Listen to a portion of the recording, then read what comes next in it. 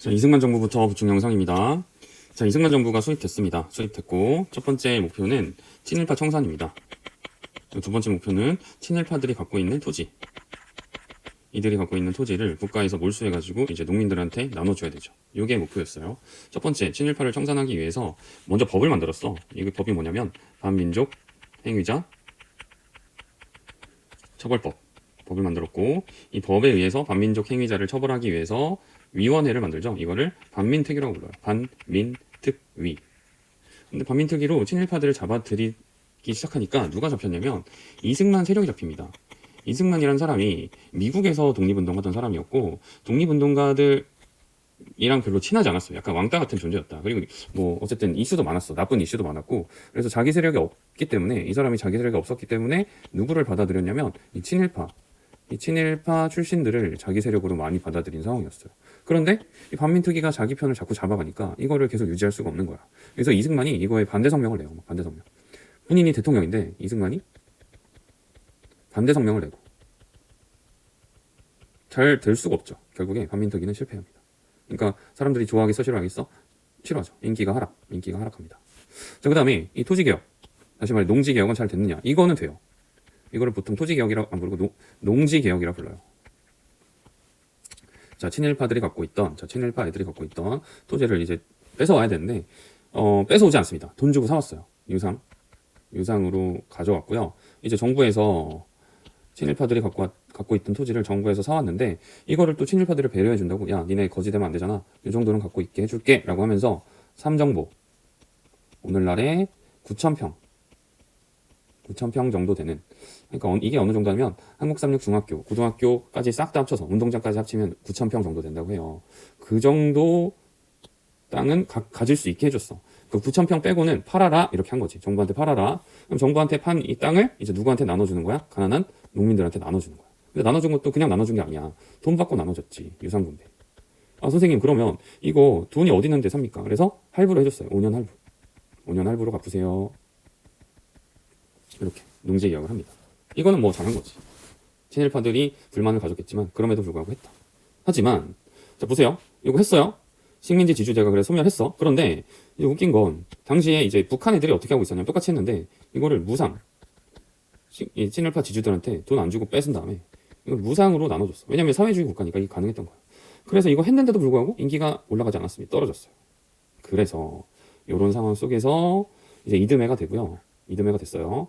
5월 30일 날 1년 뒤에 총선을 한 거야. 왜냐면 보세요.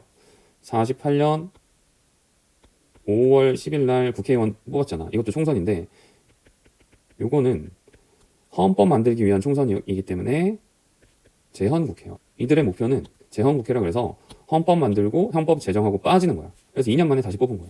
그래서 어쨌든 5월 30일 날 총선을 했어. 의원 뽑는 선거를 했는데 이승만 지금 정부가 인기가 떨어지다 보니까 이승만 세력이었던 자유당이 참패합니다. 큰일 났네. 왜냐면 당시 헌법상으로는 보세요. 당시 우리나라 헌법상으로는 간선제가 뭡니까? 대통령을 국회의원끼리 뽑는 거야. 의원이 대통령 뽑는 거야. 반대가 뭐야? 직선은 누가 뽑는 겁니까? 국민들이 뽑는 게 직선이고 간선제. 국회의원이 대통령 뽑는 게 간선이잖아. 당시는 헌법이 간선제야. 근데 본인 세력이 패했네? 큰일 난 거야. 그래서 이승만이 이상한 짓을 하니 이게 전쟁 중에 한 이상한 짓이에요. 보세요. 이승만이 지금 총선에 졌거든. 그러면 좀 포기하고 가만히 있어야 되는데 요때 사실 6.25 전쟁이 바로 터집니다. 정신이 없었어. 우리나라가 정신이 없었어. 이 혼란한 틈을 타서 보세요. 6.25 전쟁이 50년 6월 25일부터 언제까지 계속되냐면 53년 7월까지 계속돼요. 그럼 52년이면은 전쟁 중이었어. 그리고 전쟁 중에 우리나라 임시 수도는 부산이었습니다. 수도였어. 임시수도니까 여기에 누가 다 가 있겠어요? 국회의원들. 국회의원들이 다 가 있으니까 당시 임시수도에 있던 국회의원들을 버스채로 납치합니다. 얘네들 납치해요. 납치한 다음에 조폭 동원해서 위협해요. 위협한 다음에 헌법을 바꾸거든? 헌법을 개정할 때 어떻게 해야 되죠? 헌법을 개정하는데 어떻게 했어요? 이걸 어떻게 했냐면 충격적이야. 손 들고 했어. 거수로 했어. 헌법 바꾸는데 찬성합니까? 반대합니까? 이걸 손 들어서 했어. 저요. 이게 발췌 개헌이라고 불러요. 발췌란 말은 뭐 어디에서 뽑아내다 이런 뜻이죠. 발췌란 뜻이 왜 나왔냐면 대통령 직선제 이 요소와 플러스 국회 양원제 양원제 요소를 뽑아낸 게 핵심이었다. 그래서 발췌개헌이란 용어를 쓰는데 양원제는 결국에 안 됩니다. 그래서 대통령 직선제가 핵심이었죠. 어쨌든 대통령 직선제로 바꾸는 바람에 이승만이 재선하는데 성공한다. 이게 당시 사진이에요. 전쟁 중에 헌법을 바꿔버렸다. 자, 그 다음에 6.25 전쟁을 일단 넘어가고요. 자, 전쟁이 끝났어요. 전후야. 전쟁 직후야. 전쟁 직후니까 사람들이 어떤 당시 분위기가 가득했냐면, 아, 빨갱이 너무 무서워. 빨갱이 무서워. 누구 밀어줘야 돼? 이승만 밀어주자. 우리 대통령님 밀어주자. 이 분위기가 많았다고 합니다. 그래서 전쟁 직후에 이 분위기에 따라서 이 50년에서 4년 흘렀잖아. 그래서 총선을 해야 되는 거야. 그래서 대총선에서 자유당이 승리합니다. 그래서 이 분위기, 본인 편이, 이승만 편이 이긴 이 분위기를 이끌고 이 분위기를 몰아서 헌법을 또 한 번 바꿔요. 이게 그 유명한 4.4 오입 개헌이야. 4.4 오입 개헌. 다시 말해 반올림 개헌이죠. 반올림. 그러니까 4는 죽이고 5는 살린다. 이거죠. 반올림이죠. 반올림 원칙. 당시 헌법에 따르면 국회의원 의석수의 3분의 2가 넘어야지 이제 개헌을 할 수 있어. 3분의 2가 몇 명이었냐면 136명이에요. 그래서 자유당 의원 플러스 다른 사람들을 포함해서 136명을 모아놓은 거야. 그런데 투표함을 까보니까 몇 표가 나왔어요? 135표가 나왔어. 자, 당시 국회의원이 몇 명이었냐면 203명이 있었고 203명에서 3분의 2면은 135.333이니까 4.4.5의 원칙을 적용해서 333을 버리면 요거는 사실상 135도 3분의 2와 같다. 135도 3분의 2와 같다. 이렇게 본 거예요. 그래서 이상한 논리를 적용해서 사실 국회의원은 3분의 2 이상수가 되어야 되거든. 이상수. 커야 되는 거야. 3분의 2보다 커야 되는 거야. 그럼 333 사람을 쪼갤 수 없으니까 무조건 136이 나와야 되거든. 근데 이상한 논리를 들이대서 이걸 날릴 수도 있다. 이런 논리를 들이대서 초대 대통령은 뭐예요? 연임 제한을 없애버렸어. 그러니까 초대 대통령에 한해서는 연임할 수 있다. 다시 말해서 영원히 대통령 할 수 있는 거죠. 대통령 할 수 있는 법을 만든 게 4.4 오입 개헌입니다. 그래서 이제 다른 국회의원들이 막 항의합니다. 호헌 동지회. 나는 헌법을 수호하고 싶어. 바꾸지 마세요. 뭐 이런 동지회도 결성되고 난리를 쳤는데도 어쩔 수 없었죠. 어쨌든 헌법이 또 바뀌었습니다. 그래서 대통령을 또 할 수 있게 됩니다. 이제 몇 번째 대통령 하는 거야? 잘 보세요. 이승만이 초대 대통령 했죠. 자, 봐봐. 이승만이 초대 대통령 한 번 하셨어요. 그 다음에 직선제로 바꿔서 한 번 하셨어요. 그 다음에 4.4 오입으로 헌법 또 바꿨죠. 그래서 또 나온 거야. 지금 세 번째 나온 거야. 또 나왔는데 이제 대통령 정후보 이승만, 라이벌이 조봉암, 그 다음에 또 라이벌이 신익희였는데 이분은 이제 유세하다가 심장마비로 돌아가셔요. 그래서 이제 부후보로 이때는 파트너로 많이 나왔어요. 부후보로 이기붕이랑 내가 나왔고 그다음에 이때 신익희 파트너로 장면이 나왔는데 어떻게 되냐면 이승만이 이기긴 이겼어. 여기가 승리했어요. 근데 조봉암이 상당히 많은 득표수를 얻었고 그 다음에 이기붕은 여기서 져요. 또 패배. 누가 이기냐면 또 장면이 이겨요. 이렇게 됩니다. 그래서 이승만이 어떤 생각을 하냐면 야, 내가 이기긴 이겼는데 저 장면도 마음에 안 들지만 조봉암 마음에 안 드네. 저 뭔데 그 표를 얻어? 신익희가 죽었는데 난 신익희가 무서웠지 조봉암은 신경도 안 썼어. 그래서 이때 어떻게 하냐면 진보당 사건이라는 걸 일으킵니다. 진보당. 당시 조봉암이 소속된 정당이 진보당이었거든. 근데 이때 진보당에서 어떤 얘기했냐면 우리 진보당의 목표는 평화통일입니다. 이거 적으세요. 평화통일 문구를 빌미로 국가보안법에 위반된다라고 해서 이거를 재판에 걸어요. 그 다음에 이거를 이거 평화통일 당연한 거. 지금 와서는 당연한 거잖아. 근데 이거를 국가보안법 위반. 저거 빨갱이 아니야? 사형 시켜버린 거. 그 다음에 이런 시대 속에서 어쨌든 6.25 전쟁 잠깐 볼까요? 자, 6.25 전쟁은 당시 이제 북한 애들이 기습 침공해온 건데, 자, 이 배경이 된 사건으로 에치슨 선언이라는 사건이 있었습니다. 에치슨. 자, 북한 애들이 쳐들어오기 전에 6월 25일이잖아, 50년. 네, 50년 1월 달에 에치슨이라는 미국 국무장관이 남한을 태평양 방어선에서 제외한다. 이런 발언을 해버려요. 그래서 북한이 이제 자신감이 폭발한 거야. 오케이, 지금이다. 그래서 북한을 누가 도와줬어요? 소련, 그 다음에 중국, 지원해줬고요. 그래서 북한이 준비 다 한 다음에 기습 침공했죠. 그래서 우리나라 밀려요. 낙동강까지 밀립니다. 근데 낙동강에서 버티기 성공했죠. 그래서 무슨 작전에 성공합니까? 여기서 버틴 다음에 맞아요. 인천 쌍욕 성공한 거야. 자, 지도를 잠깐 그려드리면 자, 우리나라가 밀려서 여기까지 밀렸어요. 이게 우리나라 끝이었어. 낙동강이 이렇게 돼 있잖아. 이게 낙동강. 여기까지 밀렸는데 여기서 버티기 성공해서 유엔군을 이끌고 인천에 상륙하는 거야. 그럼 여기에 거점이 형성되죠. 장군이 누구야? 메가더 장군. 그래서 이게 거점이 형성돼서 이 남쪽에 있는 이제 한국군 유엔군, 상륙한 한국군 유엔군이 이렇게 포위 작전을 펴는 거죠. 그래서 남한을 다 수복하고 뚫고 지나갑니다. 그래서 38도선을 돌파한 날짜가 10월 1일 국군의 날이에요. 38선 돌파. 이게 국군의 날이고. 그래서 실제로 국군의 날에 38선을 돌파해서 거의 이제 우리나라가 통일할 뻔했어요. 이렇게. 일부 부대는 압록강까지 진출했어요. 그런데 이때 누가 들어와요? 맞아요. 중공군이 들어옵니다. 중공군이 들어와서 다시 한번 서울이 빼앗기게 됩니다. 이게 1.4호태죠. 1월 4일. 그 다음에는 지치는 거야. 유엔군도 지치고, 중국도 지치고, 북한도 지치고. 근데 누구는 안 지쳐? 이승만만 혼자 안 지쳤어요. 어쨌든 모두가 지치는 가운데, 이제 무슨 협상이 시작된다? 휴전 협상이 시작돼요. 근데 휴전이 되면 어쨌든 전쟁이 끝나는 거니까 이 사이에 조금이라도 영토를 널리려고 여기서 계속 싸워요. 끝나지 않는 싸움만 합니다. 이게 무슨 전이야? 고지전. 높은 고지대를 빼앗기 위한 싸움이야. 이 고지대를 빼앗아야지 주변 지역을 다 우리 땅으로 만들 수 있으니까. 알겠죠? 자, 휴전 협상이 시작됐고요. 한 이걸 2년 해요. 2년. 근데 2년 동안 뭐 했다? 동시에 고지전. 뺏고 빼앗기고. 알겠죠? 사람만 죽어나는 거야. 근데 이 상황에서 모두가 지치는데 이승만은 안 지쳤죠. 그래서 이승만은 지금이 통일의 기회다. 지금 아니면 안 된다. 이렇게 생각했고요. 당시 대통령 이승만은 반공 포로를 석방하는 비장의 수를 듭니다. 원래 포로를 함부로 석방하면 안 돼요. 왜냐면 포로는 상대방 국가의 중요한 인적 자원이기 때문에 포로 석방하면 안 된다고. 싫어해. 상대방 국가가. 근데 우리나라가 이제 북한 포로를 많이 잡고 있었는데, 야, 공산당이 반대하니? 그래, 풀어줄게. 풀어줘 버려요. 당시 우리나라가 이 북한 포로들을 거제도라는 섬에 잡고 있었는데 풀어줘 버려. 북한이랑 이제 협상 안 되게 하려고. 그랬더니 미국이, 야, 너 왜 이러니? 너 어떻게 하면 우리 휴전하는데 찬성할 거야? 그래서 이승만이 뭘 주장하죠? 야, 그러면 우리 서로 동맹 맺어줘. 그래서 미국이 알았어. 한미 상호 방위 조약. 그러니까 한미 동맹을 체결해 주죠. 야, 걱정하지 마. 우리가 지켜줄 테니까 빨리 휴전해. 그래서 이걸 체결한 다음에 이제 휴전이 되게 되죠. 이승만 대통령이 욕 많이 먹어요. 이상한 짓도 많이 했어. 실제로.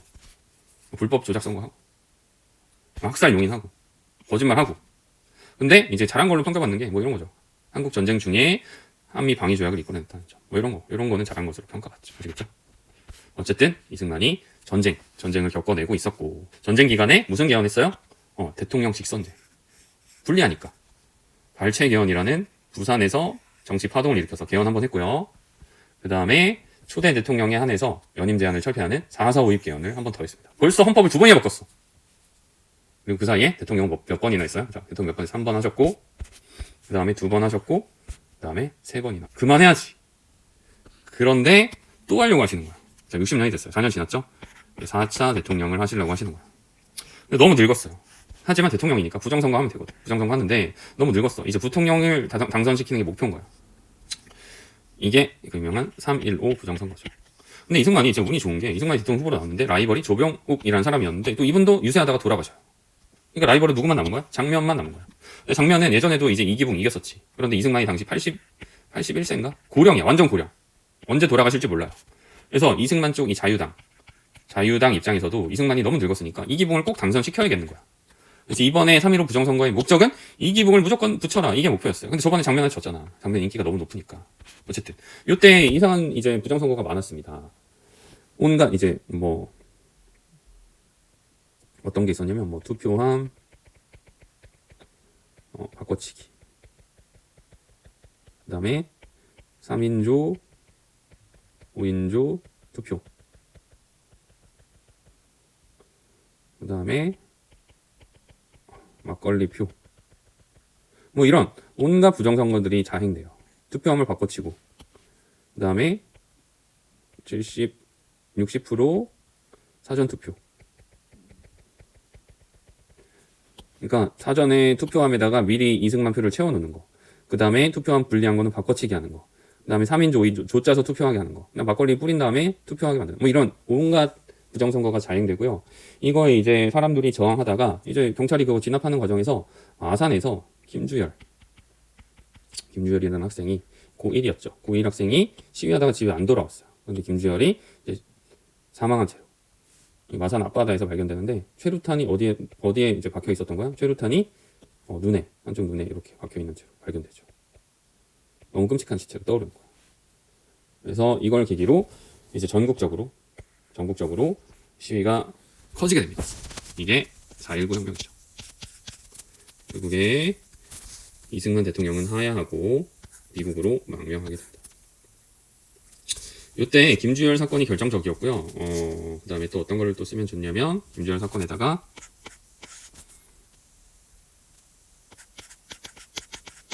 대학 교수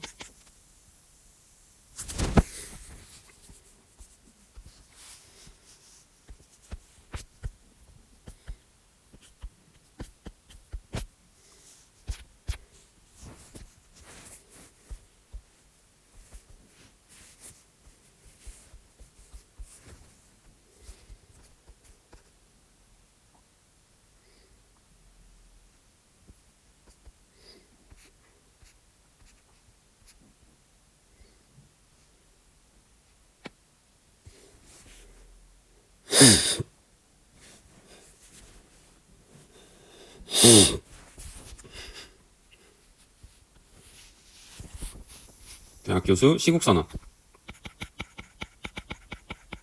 그 다음에 시위 참여,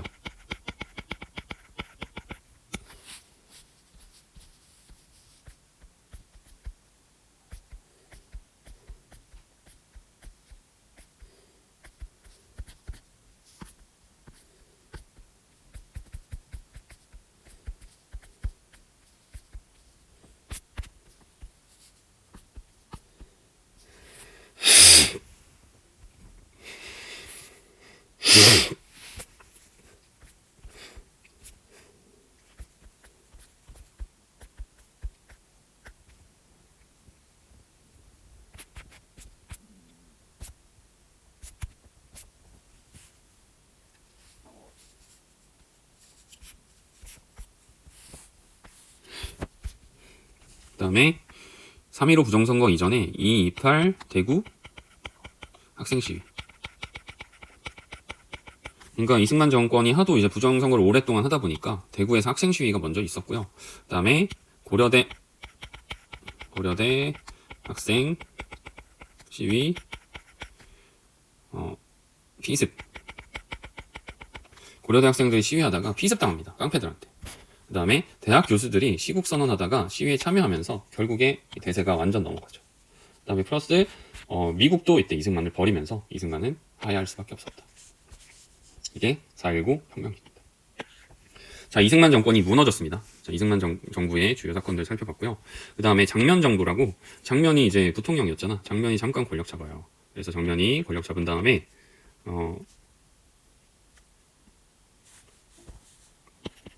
장면 내각을 수립합니다. 그 다음에 헌법을 바꿉니다. 헌법을 또 바꿔요. 선생님 왜 바꿉니까? 이거는 왜 바꿨냐면 소급 입법이라 그래서, 소급은 옛날로 돌아간다 이런 뜻이죠. 소급한다. 누구를 옛날로 돌아가서 처벌하려고? 맞아요. 친일파 처벌하려고. 선거 사범, 선거 때 부정 저지르는 사람 처벌하려고 헌법을 잠깐 바꿨어요. 근데 이때 혼란함이 정비가 안 되는 거예요. 그래서 이 혼란함을 틈타서 군인들이 쿠데타를 일으키죠. 군인들이 쿠데타 일으킵니다. 이게 61년 5.16 군사 쿠데타, 군사 정변이죠. 그래서 이들이 박정희를 비롯한 이 일부 군인들이 쿠데타를 일으켜서 권력을 잡고 국가 재건 최고회의라는 걸 만들고요. 그 다음에 정보부를 창설해서 여기에서 온갖 정보들을 수집하고 여기서 이제 군인 특유의 방식으로 정치를 하려고 마음먹죠. 그 다음에 헌법을 또 바꿔요. 그래서 뭘로 바꾸냐면 대통령 중심제, 그 다음에 국회 단원제 이렇게 바꾸고요. 그 다음에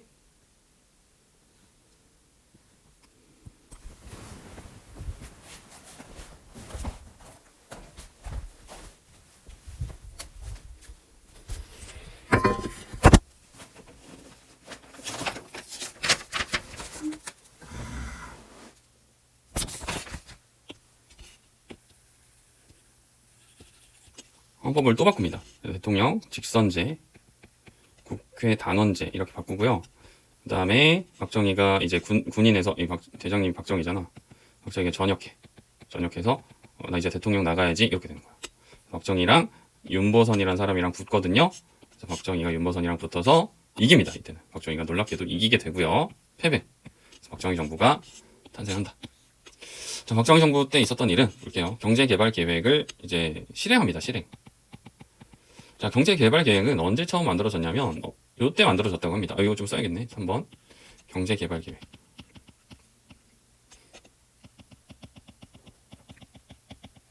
수립했어요. 수립. 만들어놨어. 근데 너무 혼란스러워서 하기도 전에 정부가 무너진 거죠. 자, 그 다음에 경제개발계획 만들어 놓은 거를 실행합니다. 실행.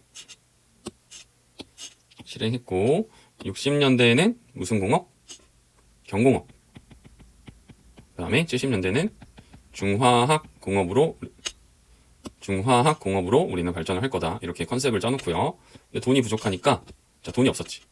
이거 두 가지를 해야 하는데 자본이 부족했잖아.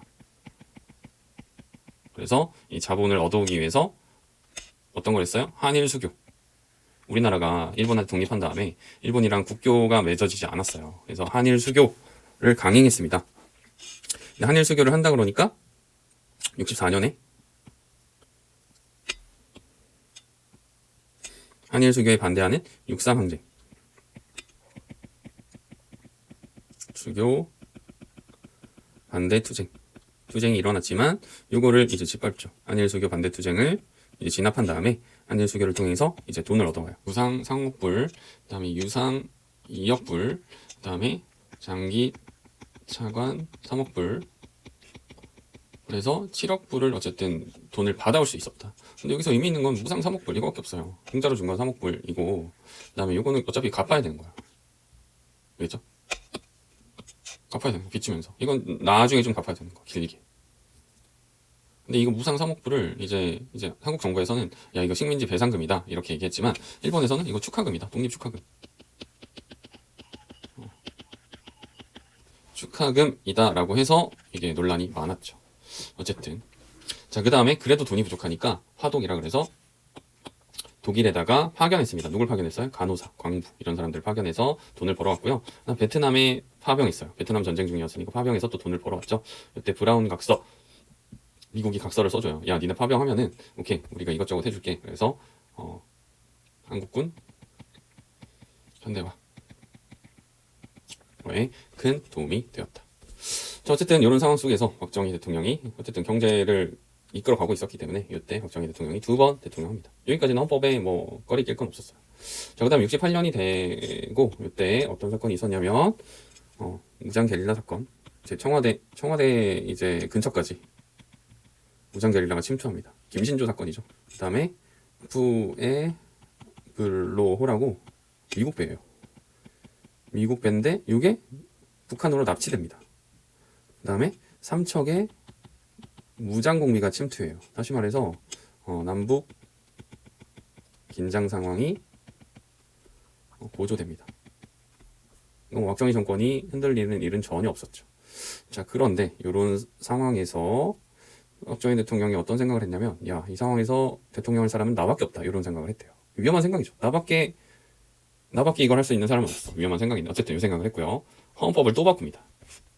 그래서 당시 헌법상으로는 두 번 대통령이 최고였는데 3번 할 수 있게 3선 개헌안을 밀어붙였고 이게 통과돼요. 그래서 지금 이제 세 번째 대통령 선거에 나온 거죠. 71년도에 세 번째 대통령 선거에 나와서 이때 박정희가 누구랑 붙었냐면 젊은이였다. 당시 매우 젊은 상태 41살인가 그래요.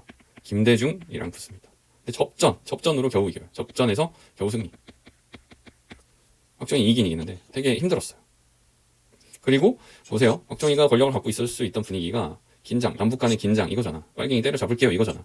근데 갑자기 냉전 완화의 분위기가 밀려 들어옵니다. 대탕트라 그래서 냉전이 무너지고 있었어.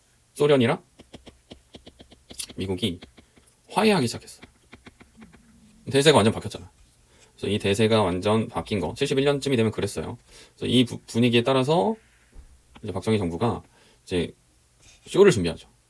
이게 아주 중요한 72년도에 이게 7월 4일 남북 공동선언이에요. 누가 이걸 발표했냐면 대통령이 아니야. 중앙정보부장 이후락이 발표했고 내용은 뭐냐면 우리가 통일하겠다 이거야.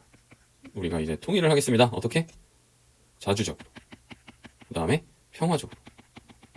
그다음에 민족 대단결의 원칙에 따라서 통일하겠습니다. 그리고 제가 이제 통일을 하려니까 밀어주세요! 라고 주장한 거예요. 명분을 확보한 거죠. 그리고 헌법을 또 바꿔요. 이때 내놓은 헌법이 뭐예요? 그 유명한 유신헌법이에요. 이게 10월 달에 발표됐다 그래서 10월 유신헌법을 만들어냅니다. 자, 그래서 이 유신헌법 아래에서는 대통령을 다시 간선제로 뽑았죠. 자, 통일주체 국민회의, 국민회의라는 간접선거 기구에서 뽑았습니다. 그 다음에 대통령이 국회의원의 3분의 1을 추천할 수 있었죠. 그러니까 국회가 무력화됐다. 그 다음에 대통령 연임 제한이 없었고요. 그 다음에 긴급 조치권이라 그래서 시민의 기본권을 제한할 수 있었어요. 예를 들면 자, 통일주체 국민회의는 2천여 명의 멤버였고요. 박정희 팬클럽이라고 보시면 되고, 그래서 이게 이제 통일주체 국민회의 여기서 뽑았어요. 이 체육관에서 뽑았다 그래서 체육관 선거 이렇게 불리기도 해요. 여기서 대통령을 뽑았다 이렇게 보시면 되죠. 자, 어쨌든 이게 이제 새롭게 만들어진 유신헌법이고요. 자, 유신헌법 새로운 헌법이 만들어져서 다시 이 헌법에 따라서 대통령이 또 됩니다. 박정희 대통령이 또 돼요. 그래서 박정희 대통령은 지금 몇 번 한 거야? 지금 대통령 한 번 하셨고, 2번 하셨고, 그 다음에 3번 했고, 그 다음에 여기서 헌법 바꾸고 4번 한 거, 4번 이미 4번 했어요. 어쨌든 박정희는 지금 대통령을 4번 한 상황이다. 자, 이때는 유신헌법 시대는 억압의 시대였다고 합니다. 그래서 라이벌들을 이제 엄청나게 억압하죠. 이때 있었던 사건이 김대중 납치 사건. 자, 일본에서 납치합니다. 일본에서 김대중을 납치해서 이제 죽을 뻔하다가 살아나고요. 뭐 이거는 물러도 될 것 같고, 그다음 이때 이제 동아일보 백지 광고 상태. 동아일보가 말을 안 들으니까 광고를 다시 지워버리고요. 그다음에 동아일보 기자들을 대량으로 해고하죠. 그다음에 이 박정희 정부의 말을 안 듣는 대표적인 정치인이 장준하라고 있었어. 장준하라는 사람이 이제 독립운동가 출신이에요. 독립운동가니까 나름 이제 이름값이 있는 사람이었죠. 심지어 이제 광복군 출신이야. 유명한 사람이었죠. 이 사람이 정부의 말을 안 들으니까 골치 아팠던 거죠. 근데 어느 날 등산 갔다가 사망합니다. 장준하 실족사 사건. 그 다음에 이때 사법경찰. 그 다음에 전투경찰. 대학에 배치하는 이런 시대였고요. 자, 저항의 모습. 73년에 장준하, 아까 돌아가신 분 있잖아. 이분이 유신헌법 개정. 바꾸자는 거죠. 유신헌법 개정 첨언 100만인 서명운동. 서명 받으러 다녔고요. 76년에는 3월 1일 이날에 민주 구국선언. 그러니까 민주주의가 나라를 구하는 것이다라고 해서 김대중을 비롯해서 이제 야권 인사들, 정부에 반대하는 인사들이 이런 선언을 하기도 했다. 어쨌든 시간은 흘러갔죠. 이런 억압의 시대가 흘러갔다. 그러다가 79년에 YH 무역이라는 회사야. 근데 여기서 임금 체불이 일어납니다. 이 YH 무역이 가발 회사인데 가발 만드는 회사야. 가발 만들어서 수출하는 회사야. 근데 보통 이제 가발 회사니까 경공업 공장이잖아. 그래서 여자 공장 이제 여자 종업원들이 많았어요. 근데 월급을 안 주는 거야. 임금 체불 사건이 일어나요. 그러니까 당연히 이제 여자 종업원들이 막 데모를 한 거야. 돈을 달라.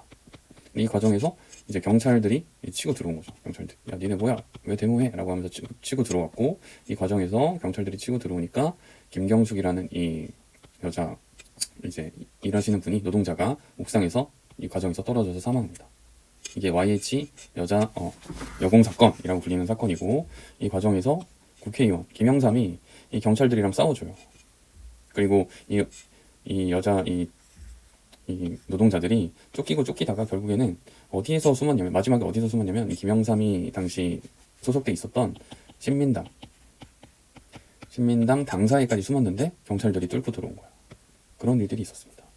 여기 보시면 YH 무역 여공 사건이라고 이렇게 시위가 있었고, 신민당 당사까지 이제 이분들이 옮겨서 저항했어요. 그러니까 정당, 신민당 써있죠. 정당 당사에까지 가서 숨었는데도 경찰들이 뚫고 들어온 거야. 근데 이 노동자들을 끝까지 지켜주던 이제 국회의원이 김영삼이었어요. 그러니까 박정희 정부 입장에서 김영삼이 눈엣가시죠. 그래서 박정희 정부가 이 김영삼을 국회에서 제명시켜버립니다. 잘라버려요. 이건 말이 안 되죠. 그러니까 당시 김영삼의 고향이었던 김영삼 고향이야. 고향이었던 부산. 그리고 김영삼의 영향력이 컸던 마산에서 부산과 마산에서 항쟁이 터집니다. 민주화 항쟁, 부마 항쟁이라고 해요. 이게 엄청 세력이 컸대요.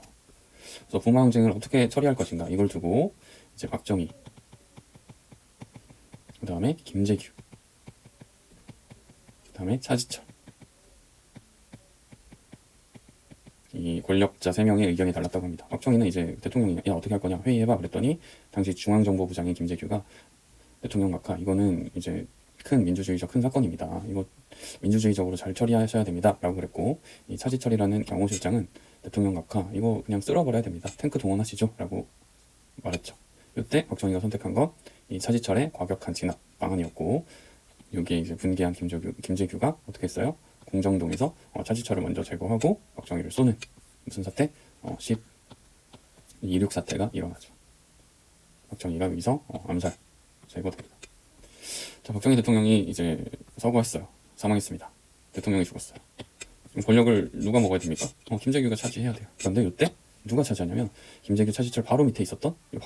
이제 4인자죠. 3인자. 3등 누가 있었냐면 전두환이 있었어. 이 타이밍에 차지철 죽고 박정희 죽으니까 김재규가 먹어야 되는데 이 타이밍에 누가 치고 들어왔냐면 맞아요. 전두환이 여기서 치고 들어와요. 여기서 이렇게 치고 들어와요. 이게 뭐예요? 12.12 사태요.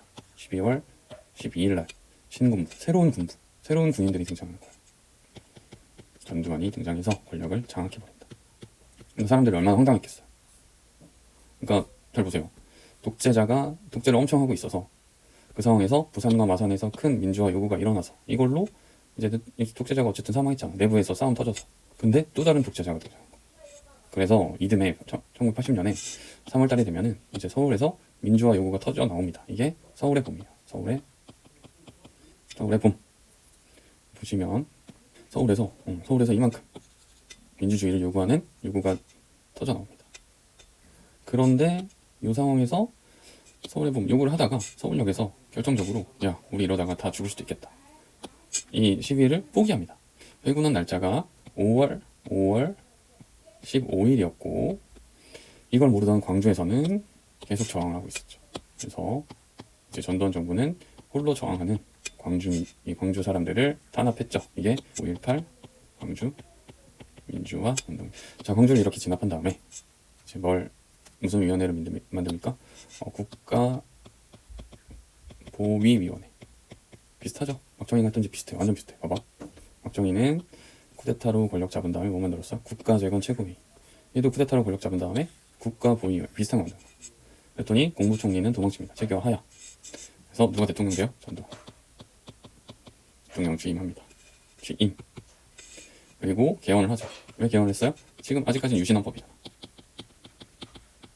그래서 유신헌법을 바꾸는 척 개헌을 하는데 바꿨는데 내용이 더 이상해. 왜냐면 봐봐 대통령 7년 6년에서 7년 늘어났어. 6년제였는데 7년 늘어났어요. 더 길어졌어. 그런데 양심은 있었는지 저는 한 번만 하겠습니다. 이렇게 바꿔줬어요. 그리고 어떻게 됐어요? 대통령 누가 뽑았어? 국민들이 뽑았어요? 아니에요. 국민들이 뽑지 않았습니다. 국민이 뽑지 않고 간선제는 그대로 갔죠. 누가 뽑았어요? 대통령 선거인단이라는 사람들이 뽑았어요. 똑같아. 하던지 그대로 한 거야. 그래서 전두환의 시대가 된다. 자, 전두환 정부 시대가 됐습니다. 그런데 전두환 정부가 들어서니까 운이 너무 좋았어요. 삼저호황이라는 상황이 만들어집니다. 유가, 기름값이 싸지고요. 금리도 싸지고 환율도 싸집니다. 경제 상황이 좋아지는 거예요. 그런데 이 상황 속에서도 이제 정치적 명분이 부족하다 보니까 국민들이 좋아할 만한 유화책을 쓰죠. 그래서 이때 어떤 걸 풀어주냐면 야간 통행 자유, 그 다음에 교복 자율, 그 다음에 해외여행 자유, 그 다음에 프로야구, 프로축구, 올림픽 유치 이런 것들을 해서 사람들이 좋아할 만한 일들을 막 하죠. 그 다음에 그러면서도 언론을 통제합니다. 독재 정권이니까. 그래서 이때 이제 9시 되면은 이제 시간 종치고 그 다음에 전두환 대통령 아부하는 뉴스가 나왔다 그러죠. 그래서 이때 땡전 뉴스라고 불렸고 86년 12월에는 보도 지침. 그러니까 뉴스를 보도할 때는 지침이 있는 거야. 뭐 하지 마라. 뭐 예를 들면 정부 비판 금지 뭐 이런 지침이 있는 거예요. 그 다음에 삼청교육대 같은 거를 만들어서 정부를 비판하는 사람들은 잡아가서 막 노동시키는 거예요. 볼까요? 이게 삼청교육대야. 이 전두환 정부가 만들었어. 이상한 이제 노동하는 부대를 만들어서 사회 정화 깨끗하게 한다는 명목으로 가혹한 훈련, 노동을 강요했어요. 그래서 데모하다 잡혀가면 여기 가는 거야. 삼청교육대. 정체도 없어요. 이상한 데 가는 거야. 그 다음에 보도 지침 하나 볼까요? 보도 지침 뭐 이런 거. 검찰이 발표한 건 보도해. 딴 거 보도하지 마. 사회면에만 취급해. 딴 데 실지 마. 검찰이 발표한 건 꼭 싫어. 성추행이라 하지 말고 성모욕행위라고 해. 독자적으로 한 거 보도하지 마. 뭐 이런 식으로. 알겠죠? 정부에서 하라는 대로만 하도록 만든 거죠. 이게 전두환 시대였다. 박정희 시대와 같으면서 다르죠. 알겠죠? 보세요. 전두환 시대는 국민들한테 인기 얻으려고 이런 거 하면서도 이렇게 또 독재 정권이 하던 짓은 그대로 했다. 박정희 정권 때는 유신 헌법을 이용해서 막 탄압했어요. 임대중 납치하고. 자, 그 다음에 결국에 시간이 흘러서 87년이 됩니다. 전두환 정부도 이제 6년이 끝났어요. 6년이 끝나가. 6년이 끝나가니까 이제 드디어 또 민주주의를 위해서 사람들이 들고 일어납니다. 야, 6년이 끝났는데 이제 드디어 민주주의를 달라. 그래서 6월 민주항쟁이 일어나는데 이거의 이제 시작점은 박종철 고문 치사 사건이죠. 서울대 학생이었고 이 사람이 이제 잡혀갔죠. 시위 연루한 걸로 잡혀가서 고문받다가 사망했어요. 이게 그 유명한 탁친이 억하고 죽었다. 그 사람이고요. 그분이고요. 그 다음에 이걸로 이제 시위가 막 일어나니까 이제 전두환이 물러나지 않습니다. 용감하게 전두환이 물러나지 않고 야, 니네 아무리 그래봤다. 나는 쫄지 않는다. 나는 헌법을 수호하겠다. 호헌 조치. 헌법 수호할 거야. 다시 말해 무슨 뜻이야? 헌법 안 바꿀 거야. 헌법 안 바꿀 거니까 꿈도 꾸지 마 이거야. 알겠죠? 독재 정권이 만든 헌법 안 바꿀 거니까 꿈도 꾸지 마 이거야. 다시 말해서 헌법의 중요한 내용이 뭡니까? 국민들이 뽑아요? 아니면 간선제로 뽑아요? 간선제였잖아. 간선제는 대통령 선거인다. 그래서 한 5,000명. 어디서 뽑아요? 체육관에서 뽑았단 말이야. 그러니까 체육관 선거가 바뀌지 않았어요. 이름만 바뀐 거야. 알겠죠? 그러니까 이 6월 민주항쟁에서의 요구는 간선제에서 뭘로 바꿔달라? 직선제. 다시 말해서 누가 뽑고 싶다? 국민들이 진짜 제발 좀 대통령 뽑고 싶다. 이게 요구였어. 그런데 지금 전두환이 호헌 조치. 뭐 한다는 거야? 안 바꿀 거야. 우리는 간선제로 갈 거야. 이걸 선언한 거야. 황당하죠. 근데 이 와중에 시위가 계속되다가 이한열 열사가 사망하죠. 연세대 학생이었고 이게 그 유명한 1987에 이렇게 뭐가 날라옵니까? 최루탄이 이제 직격이죠. 직격해서 최루탄이 직격해 날아와서 이한열 열사가 사망하고요. 이걸 계기로 6월 달에 6월 민주항쟁이 전국적으로 폭발하게 됩니다. 이 민주항쟁이 전국적으로 폭발하면 이건 어떻게 손을 댈 수가 없다고 합니다. 그래서 6월 말에 직선제 선언. 당시 이제 전두환의 부하였던 노태우가 발표하게 되죠. 여기 지금 화질이 깨져 있는데 조속히 대통령 직선제 개헌을 하고 알겠죠? 이걸 받아들이기로 합니다. 정부가 패배, 드디어 승리한 거죠. 시민이. 그래서 이 약속에 따라서 다시 헌법을 바꾸니 9차 개헌이에요. 대통령 직선제. 그 다음에 임기는 5년 단임제. 이걸 쓰는 거야. 알겠죠? 자, 그래서 헌법이 바뀌었습니다. 그래서 선거를 하니 누가 되냐면, 자, 이때 어떻게 되냐면 전두환의 부하였던 노태우가 나왔고요. 독재 권력 쪽이죠. 자, 라이벌로 누가 나왔냐면 오랜 민주항쟁을 하던 김영삼이 나왔는데 또 누가 나왔냐면 김대중이 또 나왔어요. 그 다음에 박정희 부하였던 김종필 또 나왔어. 그러니까 이 세 명이 삼김이라 그러는데 이 세 명이 서로 양보를 하나도 안 했어. 특히 가장 유력했던 이 두 분이 이제 민주화 운동을 오래 하셨죠. 박정희 정권 밑에서. 근데 둘이 친구였는데 결국에 두 분이 양보가 안 되는 거예요. 보시면 그래서 결국에 어떻게 됩니까? 여기서 어부지리로 누가 승리해요? 노태우가 독재 정권 쪽이 승리하는 거예요. 그래서 어처구니 없게도 6월 민주항쟁이 승리했음에도 불구하고 노태우 정부가 만들어진다. 자, 노태우 정부에서 시험에 나오는 부분은 북방 외교라 그래서 이때 이제 소련이 무너지기 직전이에요. 소련 직전. 이 분위기에 맞춰서 중국, 소련, 헝가리등 공산국가와 손을 잡았어요. 야, 쟤네 무너지기 직전이다. 빨리 손잡자. 그래서 우리가 경제적인 이득을 얻자. 이런 게 노태우 정부 잘한 치적이죠. 잘한 일로 평가받고요. 88년 서울올림픽 개최했고요. 그 다음에 이 북방 외교 이런 분위기 속에서 보세요. 이런 분위기 속에서 자, 남한과 북한이 화해를 합니다. 그래서 저기 화해를 합니다. 이걸 그래서 첫 번째 화해를 하는데 3번, 4번 이렇게 가면 더 좋을 것 같아요. 그래서 처음에 남북 기본 합의서 이게 중요하거든요. 남북 기본 합의서. 그래서 남한과 북한이 만나서 지금까지도 가장 중요한 합의서죠. 남한과 북한은 이제 안 싸운다. 화해와 불가침, 교류 협력의 원칙에 따라서 우리는 지낼 것이다 라고 남북이 기본적인 이 세 가지 사항을 합의합니다. 화해할 것이고, 침략을 안 할 거고, 교류와 협력을 이어갈 것이다. 요거를 합의했어요. 그리고 요거를 발표할 때 동시에 발표했냐면 여기 5번 해가지고 같이 쓰세요. 한반도 비핵화 공동선언. 한반도에서는 핵을 안 만들겠다 선언했어요. 똑같이. 알겠죠?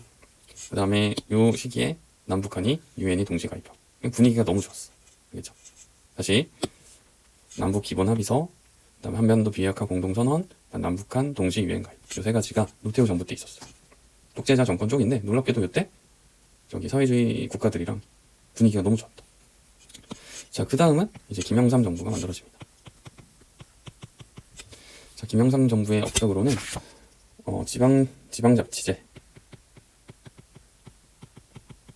지방자치제가 전면 실시됐고요. 그 다음에 금융실명제. 이제 실명으로 여러 가지 금융 거래를 해야 되는, 이제 그래서 부정부패가 방지됐고요. 그 다음에 하나회. 그래서 전두환이 하나회를 이끌고 쿠데타 일으켰잖아. 이거를 방지하기 위해서 이걸 없애버렸죠. 군 내부 사조직을 없애버렸고, 쿠데타 방지죠. 그 다음에 당시 유행하던 신자유주의. 신자유주의는 이제 개방하는 거죠. 개방하는 거야. 국가를 더 열어 젖히는 거야. 들어오세요. 우리 같이 자유무역합시다. 알겠죠? 신자유주의 경제정책, WTO 가입하고, 그 다음에 96년에는 OECD 가입하고.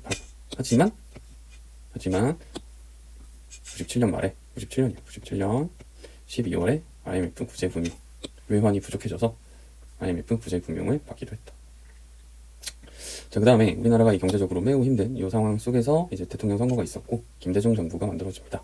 자, 이게 이제 김영삼 대통령 머리가 완전 새버렸죠. 이분이 이제 김대중 대통령이고, 김대중 대통령의 업적은 북한에 대해서 북한과 이제 싸우지 않고 햇볕 정책이라고, 이제 햇볕을 따뜻하게 쐬주는 거죠. 잘해주기 시작했어요. 그래야지 통일이 시작된다, 이렇게 생각했던 거죠. 그래서 최초로 만납니다. 그래서 한국의 김대중 대통령, 당시 북한의 국방위원장이었던 김정일, 이렇게 두 지도자가 만나서 6.15 남북 공동선언, 2000년이에요. 2000년 6.15 남북 공동선언을 합의를 했고요. 그 다음에 외환 위기를 극복한 대통령이 김대중 정부. 그 다음에 2002년 한일 월드컵을 개최했죠. 우리나라 이때 4강 갔습니다. 4강. 그 다음에 의문사 진상규명위원회라 그래서 의문사 하신 분들 많잖아. 뭐 예를 들어 장준하라든지 이런 것들을 조사했고요. 그 다음에 국가인권위원회, 인권이라는 이야기가 이때 처음 나오기 시작했어요. 그 다음에 여성부도 이때 처음으로 만들어졌고요. 그 다음에 복지제도가 도입됐어요. 그래서 국민 기초 생활보장법. 이제 진짜 어려운 분들에 대해서 국가가 뭔가 도와주기 시작한 거예요. 그 다음에 권위주의를 그 다음이 이제 노무현 정부죠. 다음 대통령이 노무현 정부인데, 권위주의를 청산합니다. 노무현 정부는. 그래서 기존에는 이제 당권, 정당이나 검찰권이나, 그 다음에 국정원, 정치 개입을 막 했었죠. 근데 이거를 금지시켰고, 그 다음에 과거사, 진상규명법이라는 걸 만들어서 조사하고 배상하는 일들을 했습니다. 그러니까 의문사에서 한 발 더 나아간 게 과거사죠. 그러니까 이상한 거를 조사한 거랑 옛날 일들을 한 번 더 조사한 거랑 한 발 더 나아간 거, 발전한 거죠.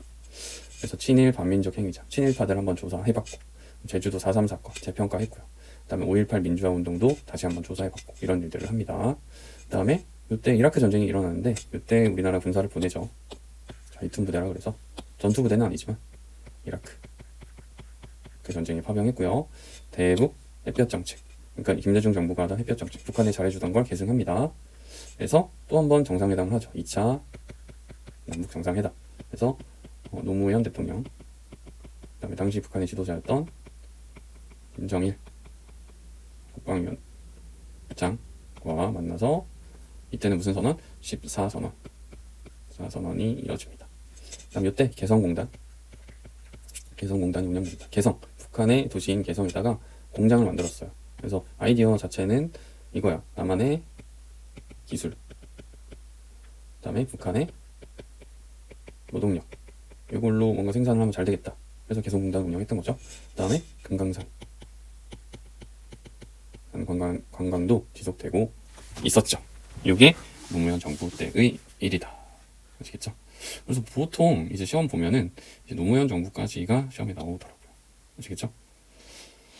오케이, 지금 보시면 너무너무 헷갈리겠지만 정리를 이런 식으로 한번 해보세요. 이승만 정부, 그 다음에 누굽니까? 박정희 정부, 그 다음 누구죠? 전두환 정부, 누구죠? 여기 뭐 짧으니까 김태우 정부, 김영삼 정부, 그 다음에 김대중, 마지막 노무현 정부까지. 그러니까 여기에 이제 중요 내용들만 적는 거야. 그래서 마지막 정리를 하는 거죠. 알겠죠? 현대사는 요 작업이 필요하다. 그래서 이승만 정부 예를 들어 쓰면은 반민특위 실패했고 농지개혁은 성공했죠. 그 다음에 이런 상황 속에서 뭐가 터졌지? 맞아요. 한국전쟁. 근데 한국전쟁 중에 무슨 개헌했습니까? 발췌개헌. 이라고 해서 어디서 했어요? 이거? 부산에서 했죠. 내용이 뭐야? 대통령 직선제. 왜냐면 이제 간선제로 하면 자기 대통령 될 가능성이 없으니까 발췌개헌을 했고요. 이게 52년이야. 그 다음에 좀 지나서 대통령 한 번 더 하고 싶으니까 개헌을 한 번 더 하죠. 이게 뭐예요? 4.4 개헌. 이게 54년. 이건 서울에서 한 거고, 그렇죠? 4.4 개헌. 이거 뭐 설명 안 할게요. 4.4 개헌 했고요. 내용이 뭐죠? 이건 해야지. 초대 대통령 무슨 제한 철폐? 연임 제한이라고 제가 표현했지만 이제 중임 제한 철폐. 이게 이제 내용이었죠. 그러니까 여러 번 한다 이런 뜻이야. 중임. 이제 여러 번 하는 걸 없애기 위해서 억지를 써서 개헌을 또 했죠. 자, 그 다음에 4.4 개헌에서 대통령 또 하고 싶었어. 또 했어요. 그 다음에 이제 문제는 이제 60년이 되면서 1960년이 되면서 나이가 늙었는데 또 나온 거야. 근데 이때 너무 늙었으니까 이기붕을 당선시키기 위해서 이제 프로젝트 누구야? 이기붕을 당선시키기 위한 무슨 선거? 3.15 부정선거. 3.15 부정선거는 이제 여기에 항의하기 위해서 이미 이전부터 저항이 있었죠. 대구에서 2.28 대구 항쟁이 있었고, 그 다음에 어쨌든 3.15 부정선거가 자행됐고요. 그 다음에 이때 어떤 일들이 있었죠? 김주열 마산에서 김주열 시신이 마산에서 발견됐고, 고려대 학생 등들이 시위하다가 테러를 당하기도 했고, 그 다음에 대학 교수 수단이 시국 선언했고, 선언하면서 시위에 합류했죠. 그래서 이승만이 하야하는 이 사건을 뭐라고 부릅니까? 이 사건을 하야하게 되는 이 사건을 4.19 혁명이라고 부르죠. 자, 4.19 혁명으로 이승만이 하야했습니다. 그래서 이승만 정부 끝났죠. 자, 그러면은 이승만 정부 끝나고 잠깐 있었던 게 뭐예요? 장면 내각이죠. 장면 내각이 뭐였습니까? 소급 입법 하고, 왜 소급 입법이었어? 옛날로 돌아가는 법을 왜 만들었어요? 맞아요, 친일파. 그 다음에 선거사법 없애려고. 그 다음에 경제 개발 계획 수립해놨죠. 그런데 이 타이밍에 뭐가 일어납니까? 이 타이밍에 5.16 군사정변이 1961년에 터지는 바람에 박정희 정부가 만들어진다. 자, 박정희 정부 한 일 이렇게 적어보세요. 그래서 이렇게 적어서 내용만 진짜 적어가지고 여러분들이 머릿속에 담아놔야지 나중에 이제 문제를 푸실 때 정리가 될 거다. 아시겠죠? 오케이? 이 작업이 필요합니다. 이렇게 한번 해보세요. 됐나요? 여기까지 하겠습니다.